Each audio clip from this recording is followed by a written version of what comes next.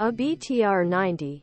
Social media in Ukraine. The Arzamas Makin building factory at Nizhny Novgorod Oblast, just east of Moscow, built less BTR-90 wheel fighting vehicle than a dozen starting from 1994. The 8-wheel, 23-ton vehicle rolled on the basis of trial with Russian internal troops for several years, and then began storage at the 38th Science Research Institute in Kubinka near Moscow. At that time, he did not need a new BTR. 20 years later, the account has changed, and the BTR-90s took action in Ukraine. It is not difficult to understand why Russians withdraw 30-year experimental vehicles from the long-term warehouse and send them to Facade.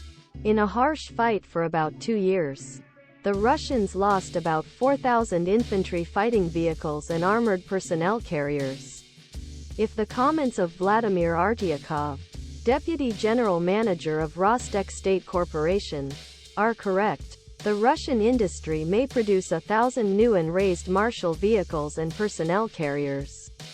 In 2023, the balance of a few thousand vehicles should come from a place. Rus technicians attract last recyclable BMP-1s and BTR-50s from the 1960s and 50s. Apparently draw their attention to test organizations such as 38th Science Research Institute. The BTR-90 is not a bad vehicle, and wheeled IFV can be supported. Automotive components are similar to the BTR-80s. The problem with the BTR-90 is not the BTR-90. T-72 and T-90 tanks are changing in Russian components for foreign components However, these efforts require time and money. In the meantime, Russian regiments still need thousands of people to replace war losses. Alas, will take the IFVs and APCs they can take.